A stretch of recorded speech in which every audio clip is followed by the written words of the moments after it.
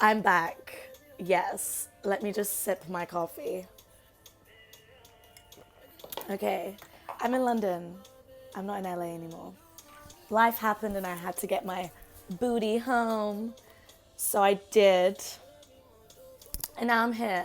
And I'm actually very happy to be here. I'm in a very different headspace from the last video.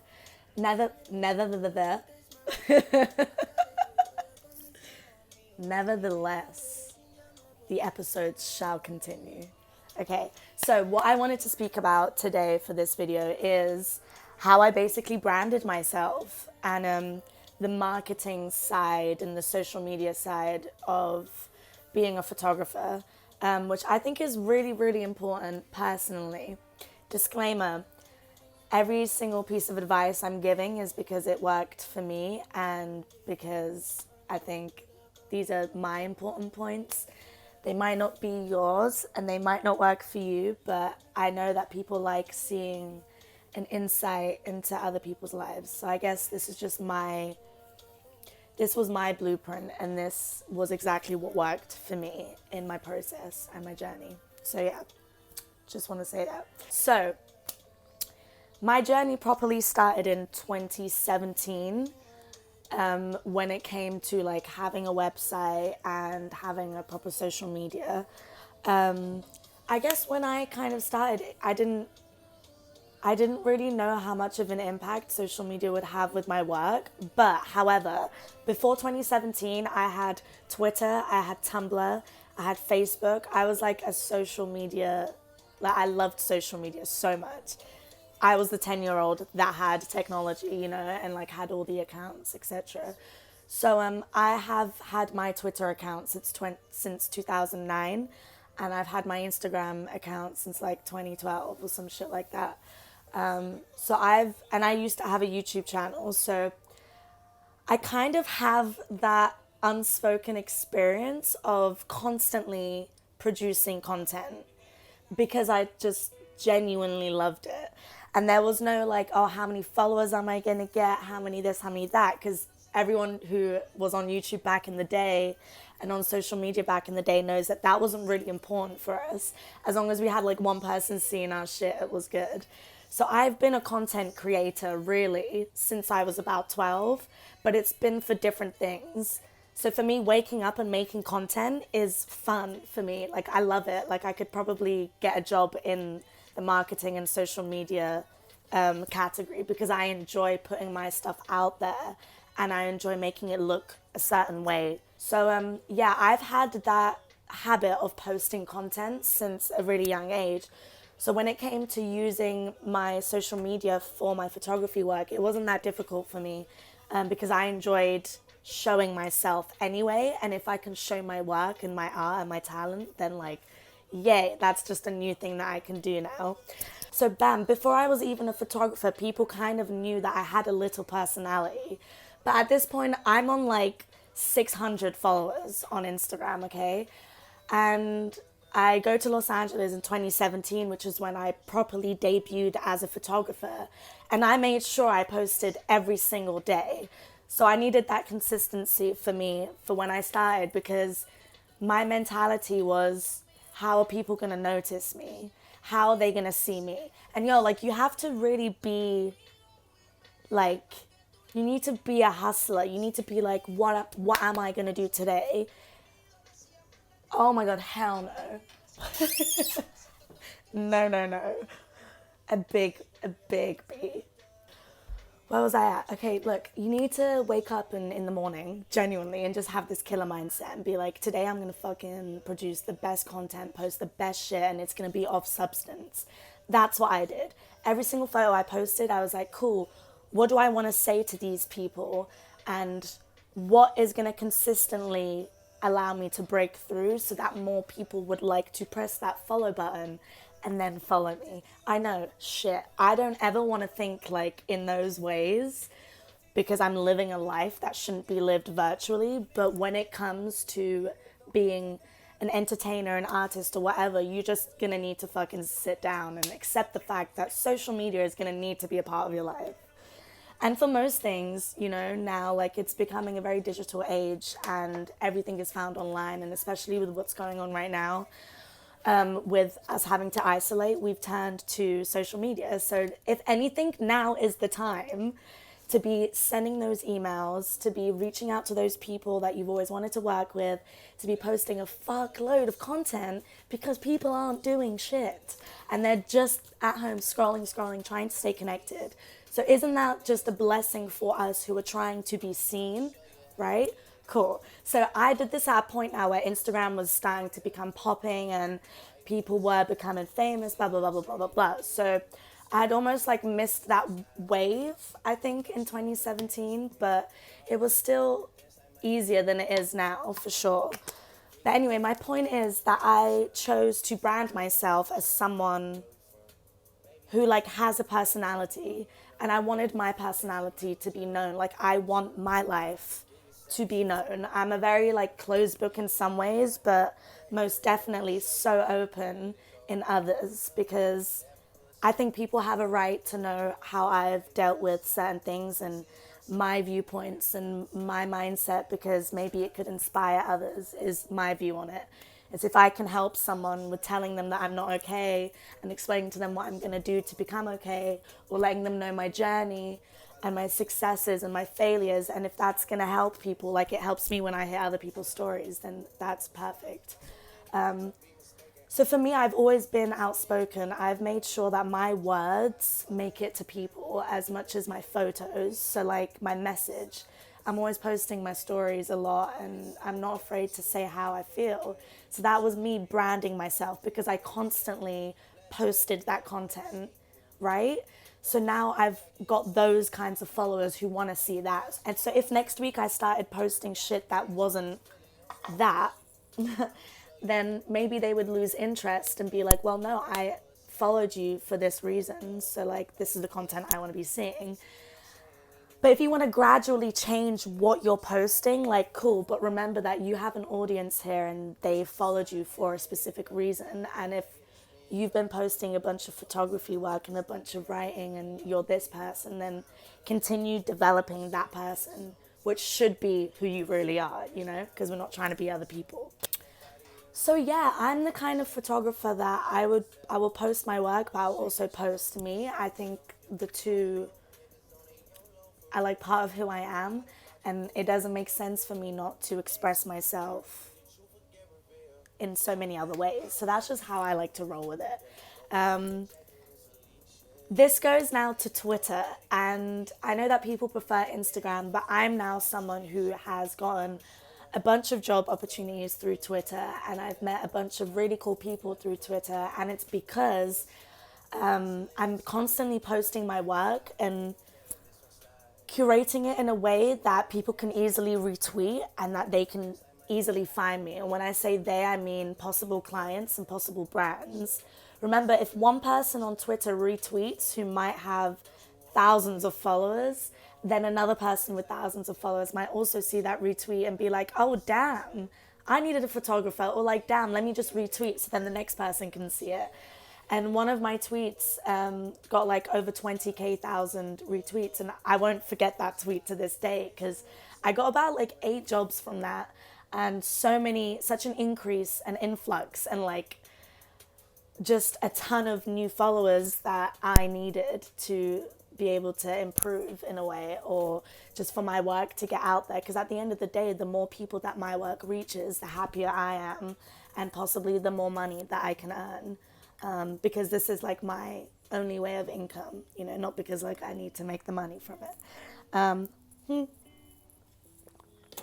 Okay, I use Format as my website. That's the only website that's the only server I've used and I've chosen to. Mainly because it's so simple and I just need people to click on my page and be able to see my portfolio and be able to easily access links.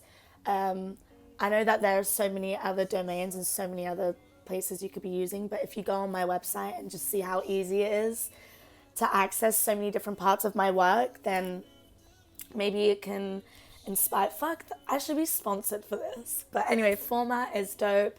They're always responsive. Any single problem I have, they'll help me out within a couple of hours. But yo, like, if you don't have a website, like, go and do it right now after this video.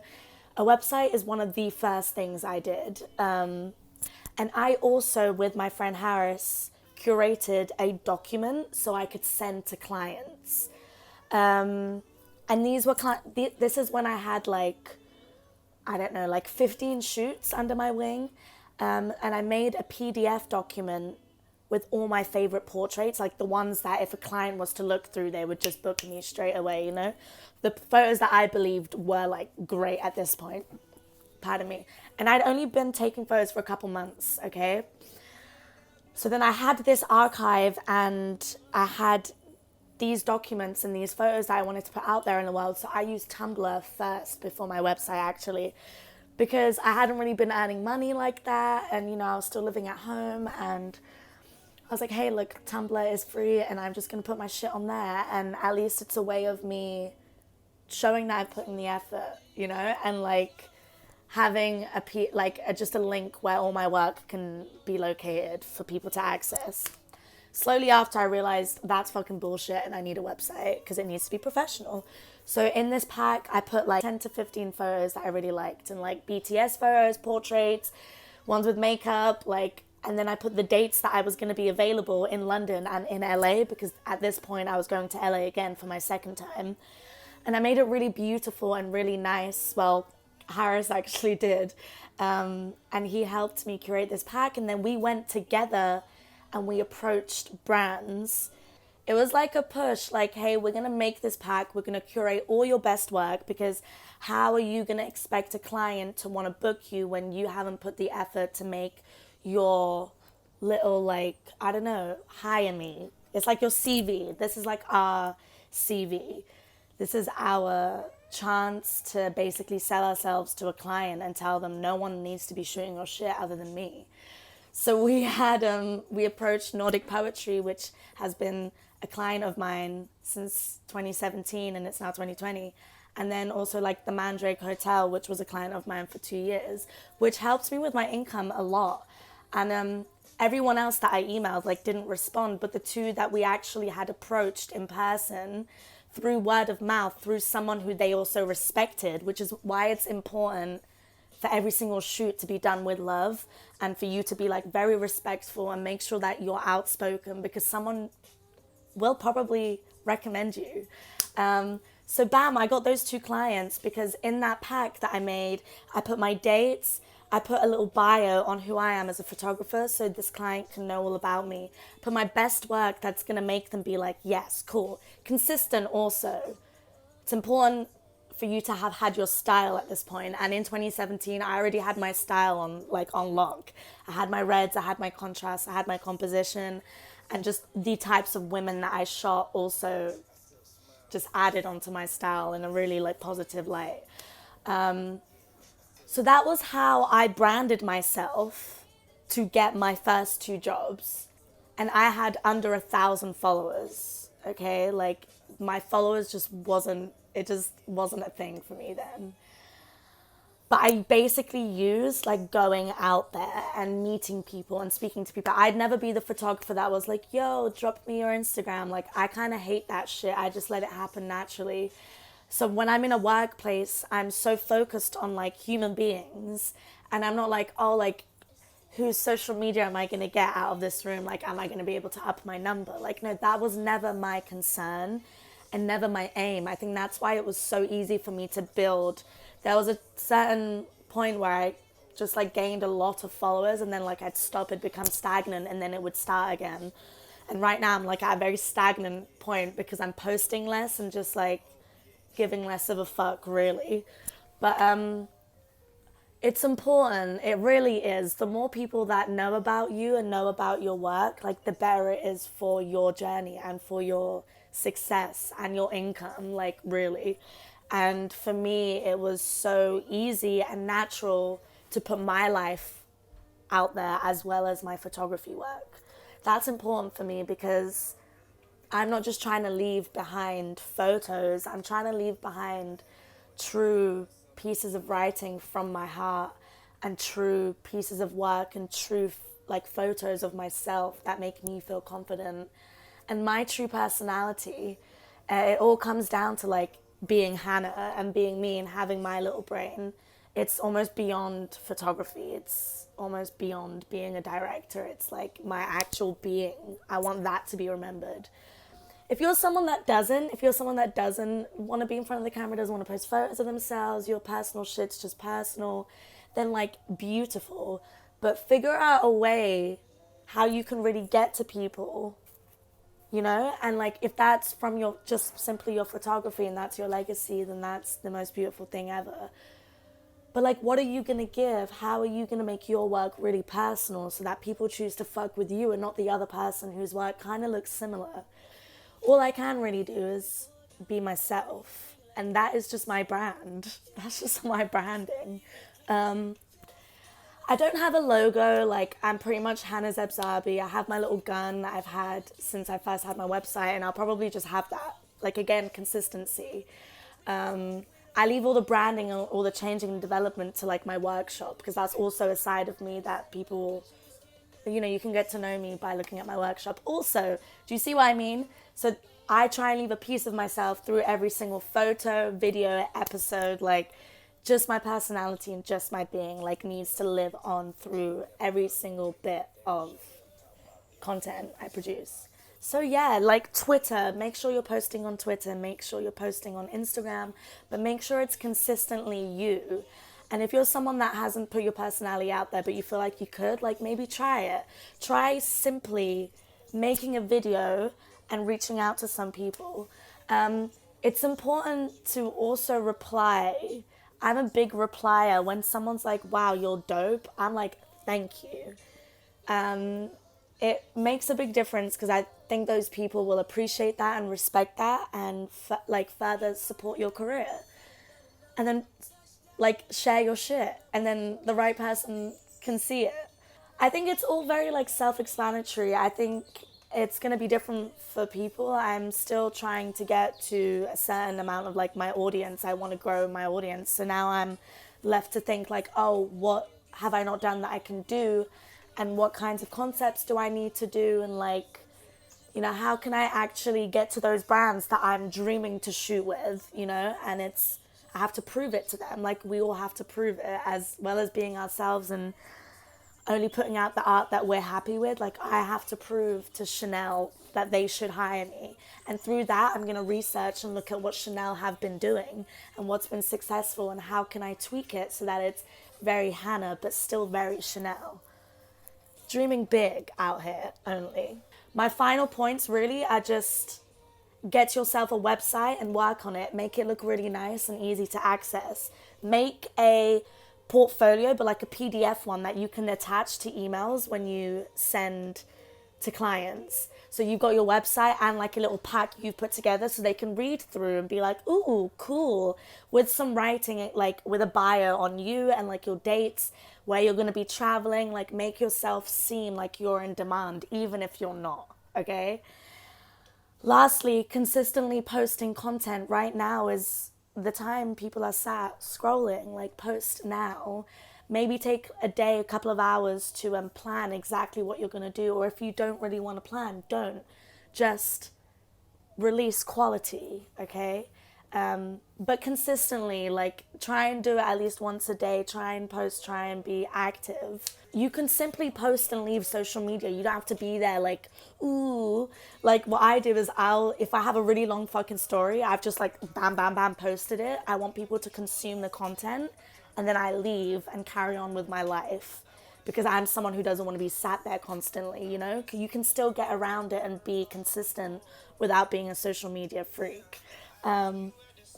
That's my advice and that's kind of what I did. And I hope it can just be a foundation and a building block for people to think about. But yeah, that was episode 2. Episode 3 will be here sooner than this one was. And I'm gonna be going through my photos and explaining to you guys my reasoning for them and my inspiration in hopes that it could maybe help you guys think about your photos more and what you're actually producing and why you're producing it. I think that'll be really helpful. So I'm going to pick a couple of photos, my favorite ones, and kind of speak through them. So yeah, that'll be episode 3 from me.